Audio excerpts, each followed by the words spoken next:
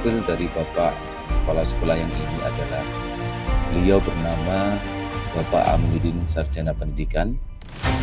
Jabatan beliau adalah Kepala SMP Muhammadiyah 12 Banjar hingga saat ini. Beliau adalah pemimpin muda yang penuh talenta, berbakat, dan bijak dalam melaksanakan segala tugas-tugas beliau yang ada di sekolah.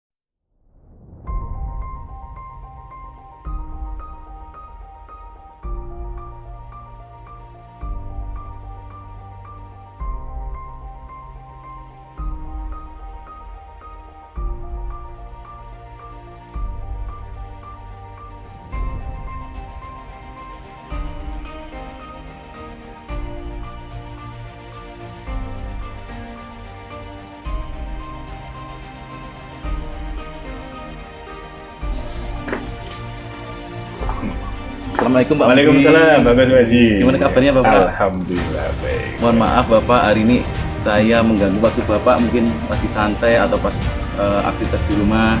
Oh ya, ini lagi santai di greenhouse sekolah ini. Ngecek tanaman-tanaman, alhamdulillah hijau semuanya. Ini Bapak, Ya, dan saya di sini akan bincang-bincang sedikit berkaitan dengan bagaimana Bapak menerapkan atau dalam pengambilan keputusan dalam hal-hal tertentu setelah Bapak. ya. Bisa kita mulai ya Pak ya? Ya, siap, silakan. Oke.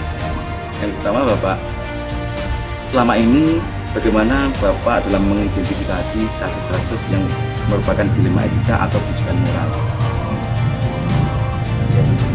Ketika kita dihadapkan pada kasus masalah yang itu sifatnya ada indikasi dilema etika, maka ya yang kita lihat pertama, apakah ini memiliki efek positif yang luas, baik itu bagi warga sekolah, guru, dan juga siswa. Yang kedua, mana yang mudah diaplikasikan, diterapkan. Tentunya dua hal ini yang dijadikan pertimbangan. Jadi ketika satu hal itu kita prediksi bisa kita laksanakan dengan mudah, maka itu bisa kita ambil sebagai prioritas untuk kita laksanakan. Tapi ketika kita lihat, oh ternyata sisi yang lain itu juga punya indikasi dampak positif yang luas bagi warga sekolah, maka itu juga kita pertimbangkan untuk kita ambil sebagai suatu keputusan. Tinggal nanti dari dua hal itu mana yang lebih urgen, lebih mendesak untuk kita laksanakan, maka itu yang kita laksanakan. Tapi yang paling mudah ukurannya itu ketika SDM kita itu memadai, memungkinkan, mendukung, maka itu yang akan kita ambil sebagai prioritas. Bagaimana tentang yang dilema bukan dilema ya, yang bujukan moral, kembali ketemu kasus rujukan moral itu bagaimana itu? Kalau rujukan moral ini relatif lebih mudah ya. Kalau moral itu kan masalah baik tidak baik tadi ya. Tapi kalau dilema etika tadi itu sama-sama baik. Jadi kalau masalah moral ini lebih mudah kita tangani karena batasan-batasannya itu jelas. Kalau ini berkaitan dengan guru, maka biasanya yang saya lakukan itu paling tidak berkomunikasi dengan guru. Kita komunikasi pertama mungkin lewat WA dulu. Kalau itu belum efektif, bisa ditindaklanjuti dengan ngobrol santai seperti ini. Harapannya nanti ya bisa berubah karena ini berhubungan dengan moral. Iya. Guru adalah pilar moral kalau di sekolahan. Kalau ini tergerogoti, terkikis, maka dampaknya akan sangat besar nanti bagi sesama guru, khususnya bagi siswa-siswa. Baik, Bapak.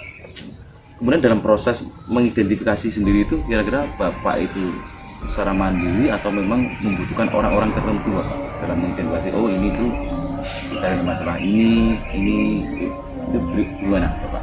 Ya, selama ini saya sering mendapatkan informasi dari jajaran yang ada, baik itu dari Sarpras, dari kurikulum, kesiswaan, BP, tim tertib, dan lain-lain. Nah, semua informasi itu masuk ke saya, kemudian saya pilah-pilah, saya pilih ya, mana yang perlu mungkin ya, urgent untuk diselesaikan, itu nanti menjadi prioritas. Kemudian kita lihat juga skala permasalahan ini tingkatnya sedang, menengah atau serius. Kalau ini sifatnya sedang, biasanya bisa kita selesaikan segera. Saat itu kita juga bisa kadang satu guru aja juga sudah bisa menyelesaikan. Tapi kalau skalanya ini menengah, perlu kita libatkan tim yang lebih besar lagi. Tentunya ketika masalah itu lebih serius, maka banyak tim yang kita libatkan. Sehingga harapannya apa, keputusan yang diambil itu sifatnya kolegial, sudah diputuskan bersama-sama sehingga memiliki kekuatan hukum yang kuat gitu ya. Sehingga kalau toh ada nanti hal yang tidak puas, gugatan dan lain-lain, yang kita khawatirkan itu kalau kasus ini sampai melibatkan wali murid. Wali murid sekarang kan sangat riskan ya, terutama dalam hal bullying dan lain-lain itu. Sekolah kadang mau tidak mau itu berhadapan dengan hukum. Ini yang kita hindari.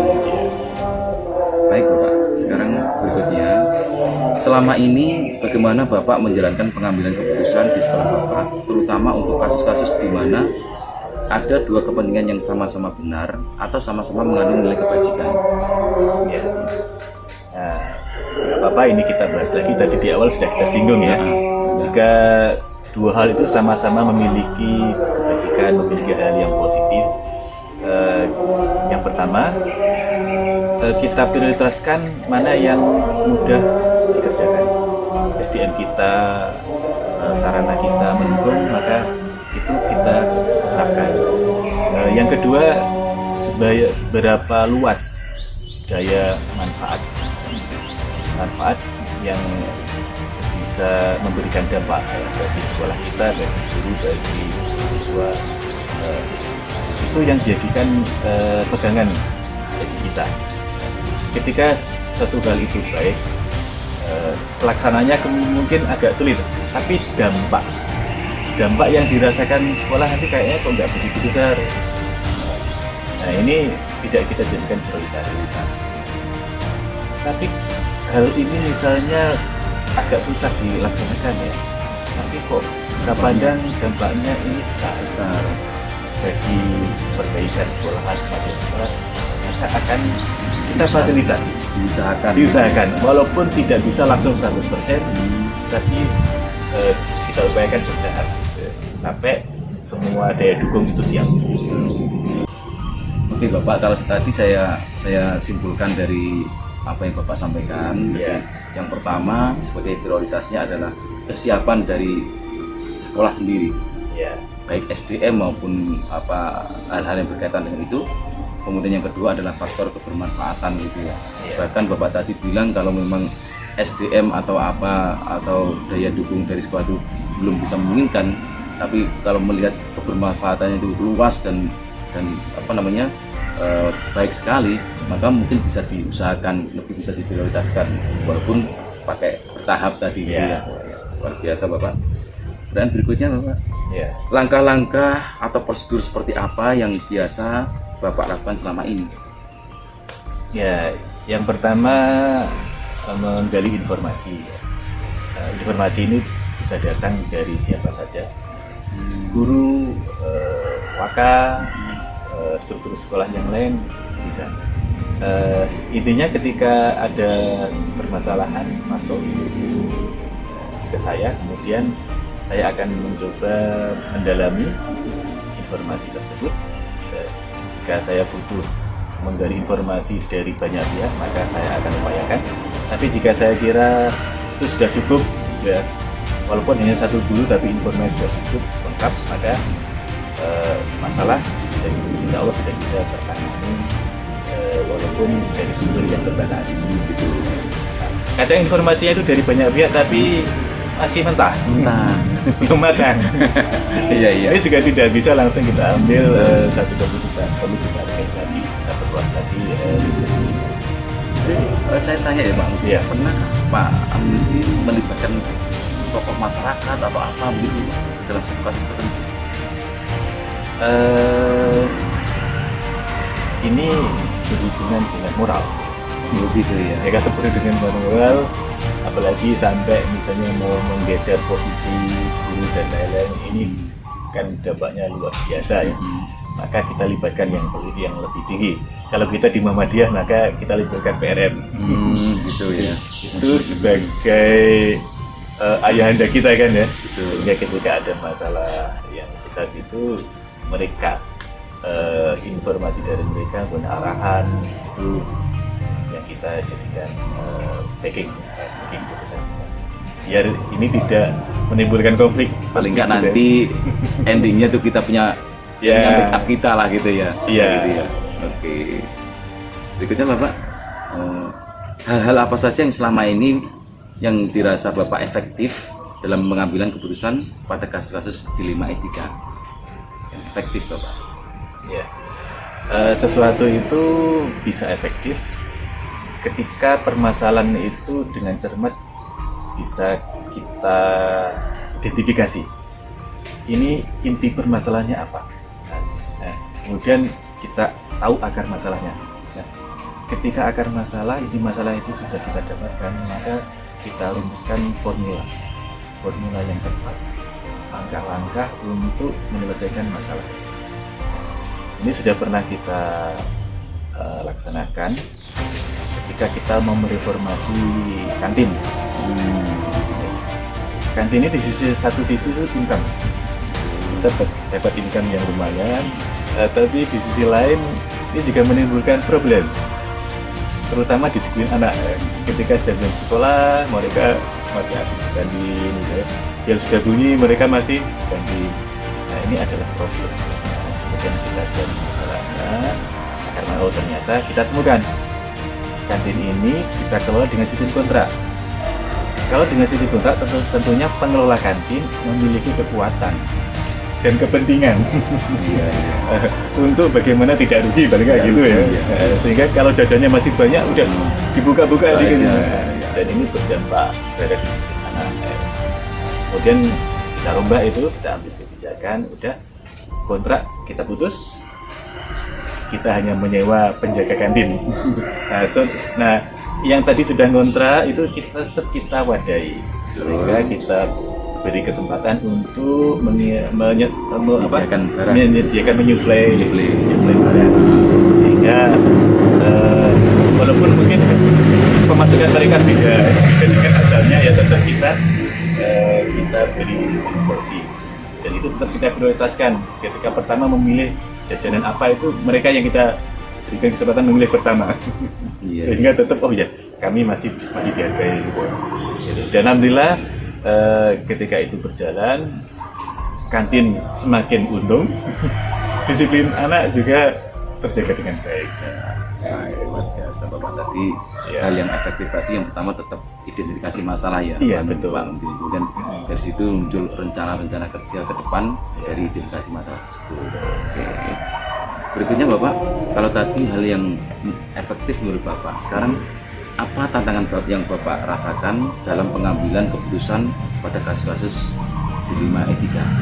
Ya, Tantangannya begini, kita berada di lingkungan sekolah yang besar, semuanya jumlahnya besar, tentunya ragam cara pandang, ragam kemampuan memahami, dan juga ragam menyelami masalah itu juga beda. Nah, kadang ada orang yang cenderung short-term itu maunya cepet-cepet, apa itu udah cepat selesai gitu ya. Nah, padahal kadang semacam itu punya implikasi dampak yang negatif. Memang masalah selesai, tapi kadang timbul masalah yang lain. Ini sebetulnya kan menyelesaikan masalah, tapi justru menimbulkan masalah yang baru. yang baru. Ini kadang kita menghadapi yang seperti itu, ini perlu pemahaman, perlu waktu untuk memahamkan. Beda dengan orang yang long term itu lebih bisa bersabar. Kadang untuk menangani masalah itu belok kiri, belok kanan dulu, baru ke titik masalah. Yang jelas nggak balik kanan dulu ya. Ya, yang penting tidak balik kanan. Kalau balik kanan Nggak selesai nanti. Iya, nggak selesai. Gitu. Nah, permasalahan memang kadang kita ada yang bisa selesaikan dengan cepat ya. Tapi kadang ada yang kita harus agak Puter-puter gitu. ya. Ada seninya gitu ya. Seninya. Nggak Iya. atas gitu ya. Betul. Ibaratnya kita mancing gitu ya. Ya. Bagaimana airnya nggak keruh tapi ikannya dapat. Ikannya dapat. Kadang kita udah ubek-ubek dulu ya. Keruh, ikannya juga nggak dapat. Nggak dapet gitu ya. Ya betul. Luar biasa Pak. Mungkin ini slow tapi but sure gitu ya. Berikutnya Bapak, ini apakah Bapak memiliki sebuah tata kala atau jadwal tertentu dalam sebuah penyelesaian kasus dilema etika? Apakah Bapak langsung menyelesaikan di tempat atau memiliki sebuah jadwal untuk menyelesaikannya? Bentuk atau prosedur seperti apa yang Bapak selama ini jalankan? Ya, selama ini yang sudah berjalan biasanya ada permasalahan, kemudian informasi masuk ke saya, baik itu dari guru, dari BK, kesiswaan, kurikulum, sarbat, dan lain-lain. Nah, kemudian kita timbang ini masalahnya, tingkat keseriusannya berapa, kemudian tingkat cara mengatasinya seperti apa. Kalau kita rasa itu cukup diselesaikan waktu itu juga, kita selesaikan. Memang kita upayakan sebetulnya kita selesaikan secepatnya. Tapi ketika tingkat kerumitannya sudah perlu waktu, ya maka kita dari informasi sekaligus kita tentukan strategi yang paling tepat untuk mengatasi masalah. Jadi tergantung tingkat Keseriusan masalah itu bisa juga spontan, bahkan ya, bisa spontan bisa, waktu singkat pun bisa. Iya. Atau kita memang butuh waktu yang lama, tinggal kita lihat Iya. keseriusan dari masalah yang ada. Baik Bapak, luar biasa.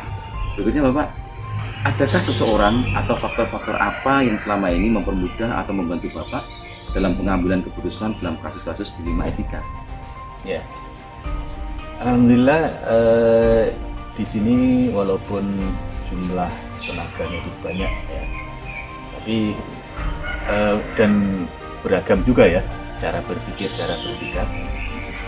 Tapi saya masih menjumpai banyak dari guru-guru itu yang mereka betul-betul ikhlas, tulus ya, dalam mendidik anak-anak. Jadi mereka itu yang bisa menyemangati saya untuk menyelesaikan masalah-masalah. masalah-masalah. Jadi saya juga termotivasi ketika melihat guru. Ini ada guru yang tulus sekali ketika melakukan pengabdian. Dan saya pandang ini jauh lebih tulus dari saya gitu. Ini menjadikan saya belajar lagi sehingga memotivasi saya untuk bagaimana bisa bersikap menyelesaikan masalah lebih akhir. Luar biasa Bapak. Ternyata kacamata Bapak nggak hanya ke atas ya, luar biasa. Saya menangkap apa yang Bapak sampaikan tadi luar biasa sekali. Bapak punya cermin juga ke bawah ternyata. Jadi luar biasa, ini sangat menginspirasi terutama saya ini.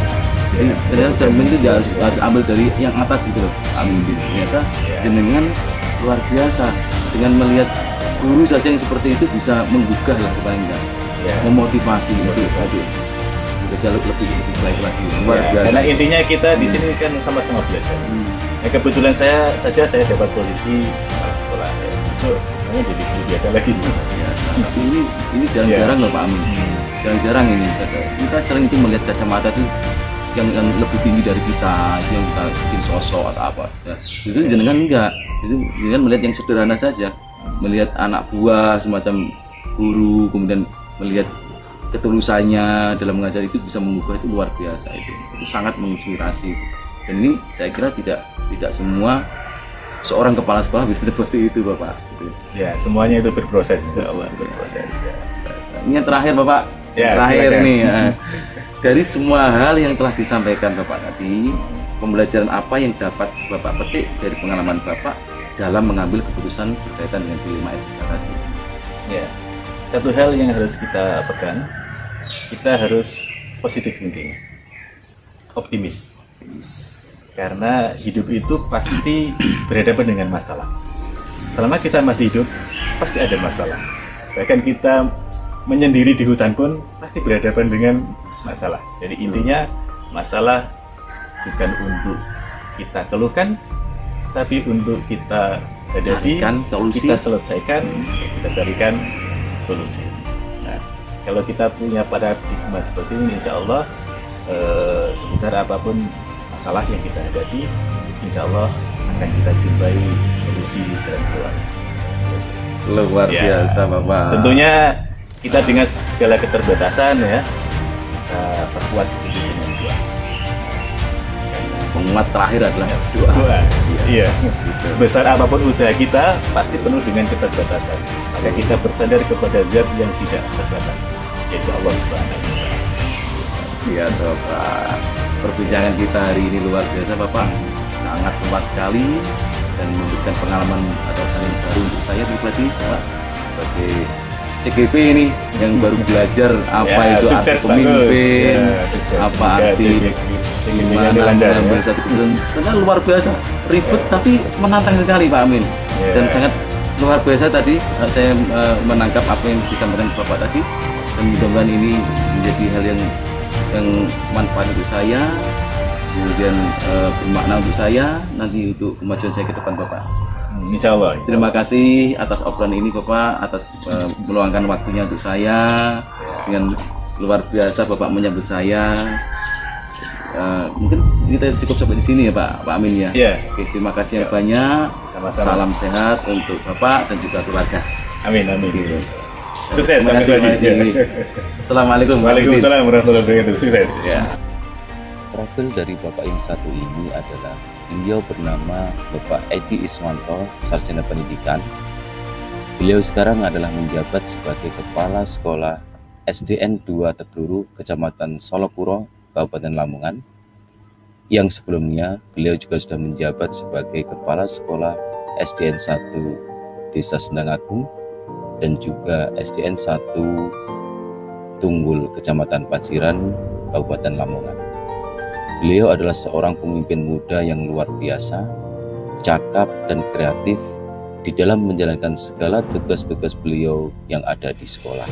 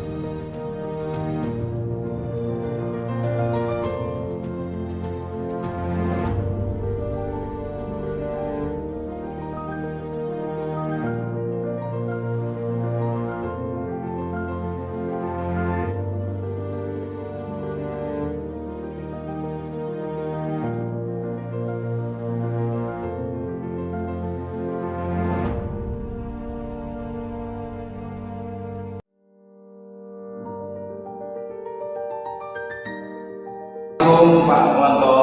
Waalaikumsalam warahmatullahi wabarakatuh. Mohon maaf Bapak, saya mengganggu waktu Bapak untuk bicara sebentar Pak. Ini saya ingin mewawancarai Bapak berkaitan dengan bagaimana Bapak dalam pengambilan keputusan selama ini di sekolah Bapak. Gimana Bapak? Kira-kira ini mengganggu waktu Bapak? Oh, ya. Ini adalah waktu luang saya karena posisi malam kalau bisa untuk menyuap dan kesempatan. Terima kasih Bapak atas waktunya. Baik Bapak, kita mulai ya Pak ya. Selama ini bagaimana Bapak menjalankan pengambilan keputusan di sekolah Bapak, terutama untuk kasus-kasus di mana ada dua kepentingan yang sama-sama benar atau sama-sama mengandung nilai kebajikan.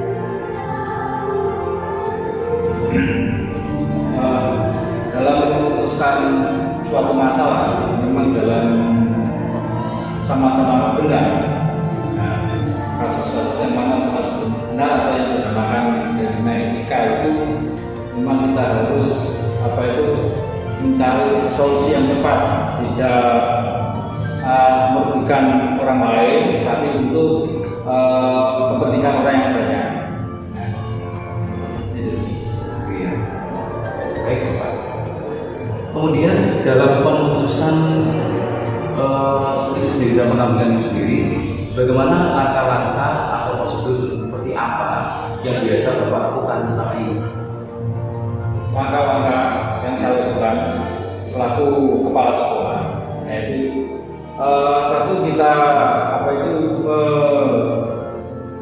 mengalami sesuatu masalah, kita pertama kita cari bukti dan kita cari orang-orang yang terdekat kita yang bisa membantu memecahkan suatu permasalahan.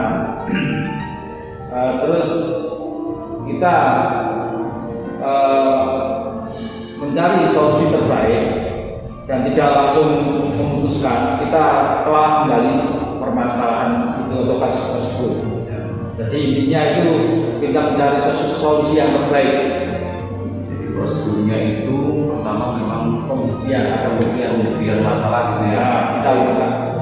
Kemudian Pak Wanto tidak sendirian gitu ya. Dilibatkan orang-orang dekat. Ya, setelah betul dalam suatu lembaga di lembaga Bapak gitu.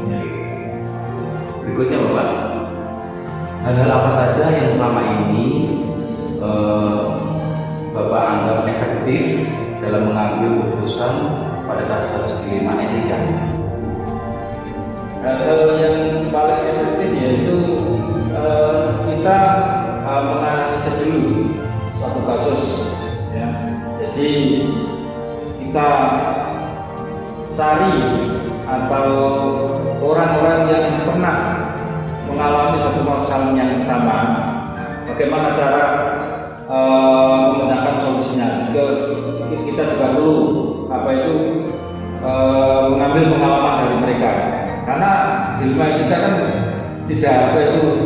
tidak satu ada salah, benar dan benar itu sebetulnya ya. Makanya kita harus menjadi orang yang bijak untuk mendapatkan solusi yang terbaik.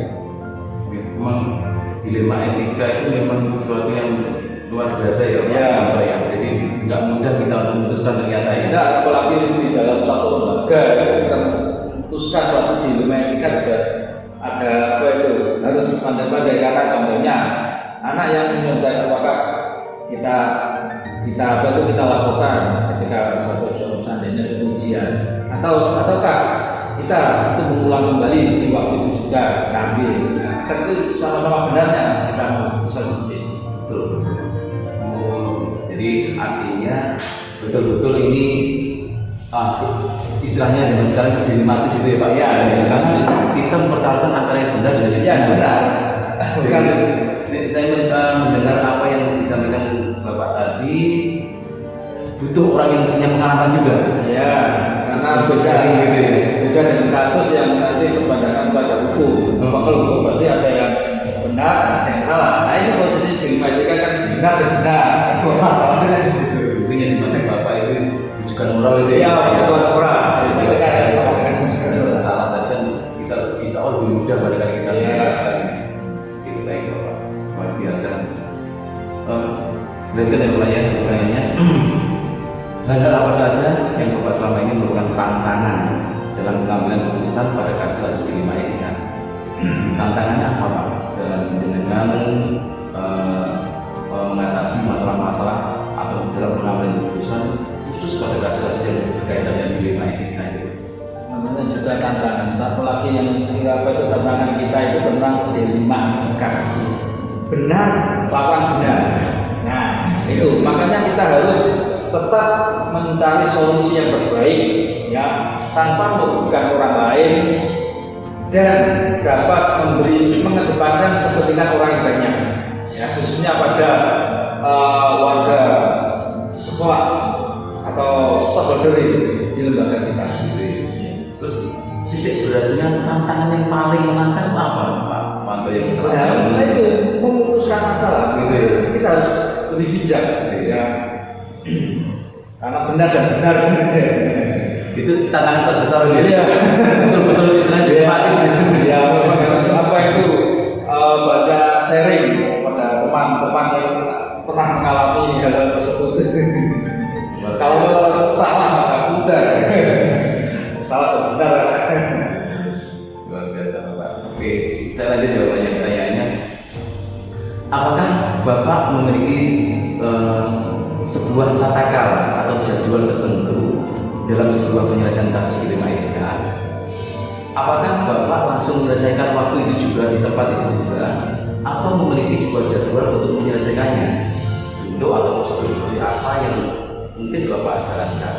Kalau untuk masalah jadwal, untuk apa itu menangani seperti dilema etika itu kalau pas permasalahannya dengan bisa sebagai kepala sekolah itu bisa atau langsung mengatasi suatu permasalahan tersebut langsung pada waktu juga.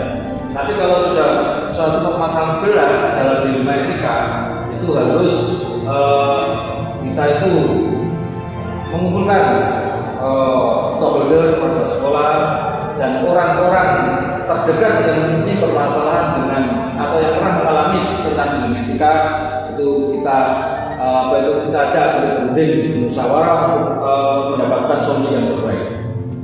Jadi tinggal tergantung permasalahannya ya Bapak. Iya, kalau mudah ya kita selesaikan pada waktu juga. Jadi itu kalau berat ya tidak ada jadwal, jadi harus apa itu ekstra. kalau misalnya Waktunya ekstra. berat jadi memang harus ada terjadwal gitu ya Pak. Ya. Lebih ada rencana misalnya itu ada gitu ya. Oke, baik Pak, luar biasa. Berikutnya adakah seseorang atau faktor-faktor apa yang selama ini mempermudah atau membantu Bapak dalam pengambilan keputusan dalam kasus dilema etika tersebut? Hal-hal yang termudah adalah yaitu kita dalam satu lembaga tidak bekerja sendiri. Ya. Jadi banyak warga sekolah termasuk ada guru, ada komite, ada wali murid. Ya kita jadi bersama untuk mencari solusi yang terbaik. Jadi selama ini yang Pak Wanto rasakan yang bisa mempermudah dalam mengambil keputusan itu ada kolaborasi gitu. Ya, ada kolaborasi. Semua stakeholder yang bukan dalam bekerja atau dalam mengambil keputusan tersebut. Ya, dan saya juga apa itu kalau di suatu lembaga saya itu ya apa itu ada yang namanya senior yang dimana mempunyai pengalaman tentang apa itu tentang masyarakatan.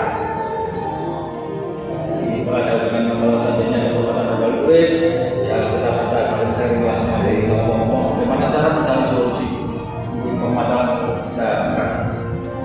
Jadi misalnya kita bisa kolaborasi. Ya, sewajar. Bukan ya, kawan banyak. Pernah Pak Wanto sebagai kepala sekolah memutuskan suatu permasalahan itu secara mandiri Pak? Kalau tadi sudah saya jelaskan kalau permasalahan itu mudah, tidak perlu melibatkan banyak warga sekolah untuk kepala sekolah bisa memutuskan ya memutuskan. Jadi masih tidak tergantung pada Ya, masalah-masalahnya yang bisa kita tarik kesimpulan dari apa yang disampaikan Bapak tadi, kerja kolaborasi itu sangat penting gitu ya dalam memutuskan satu sehingga apa-apa yang kita putuskan menjadi tanggung jawab kita bersama gitu ya. Ya, juga menghindari kalau kita sebagai apa itu pemimpin yang otoritas. Iya, menghindari dari staf otoriter semua gitu ya. Karena sedang zamannya lagi. Baik Bapak, luar biasa dapat dialog pengalaman sih. Yang terakhir Bapak, ini ada pertanyaan. Dari semua hal yang tadi disampaikan, pembelajaran apa yang dapat Bapak petik dari pengalaman Bapak dalam mengambil keputusan terima etika tersebut? Dalam memutuskan suatu dilema etika, kita harus bijak dalam memutuskan suatu masalah. Jadi kita tidak bisa, karena ini adalah posisinya yang kita kalau misalkan suatu masalahnya yaitu kita benar lawan benar. Ya, jadi itu tetap kita mengedepankan demi kepentingan bersama, mencari solusi terbaik. Jadi menjadi apa itu menjadi seorang yang bijak yang penting. Jadi kalau dapat saya simpulkan dari apa yang disampaikan tadi, sebagai pengalaman yang dalam pengalaman itu tadi adalah bahwa pengalaman ini apa keputusan itu tidak bisa diambil secara besar-besar gitu lah ya. Nah ini berkaitan, ini harus dipikir 2 kali sampai 3 kali bukan, karena memang berkaitan akan kita memutuskan 2 kali sama-sama benarnya, yang mana yang nanti akan kita pilih dan kita putuskan, dan nanti manfaatnya, kebermanfaatnya bisa menyelurup atau ya itu fokus pada bermanfaatnya juga gitu. Jadi luar biasa. Jadi luar biasa Bapak. Ini luar biasa pengalaman yang Bapak Wanto ini sampaikan kepada saya. Barangkali ini juga untuk pembelajaran untuk saya Bapak.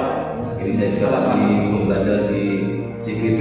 Mudah-mudahan pengalaman yang barusan Bapak sampaikan bermakna bagi saya ke depannya dan bisa menjadi pembelajaran secara pribadi untuk saya jika saya nanti di instansi atau di sekolah saya nantinya.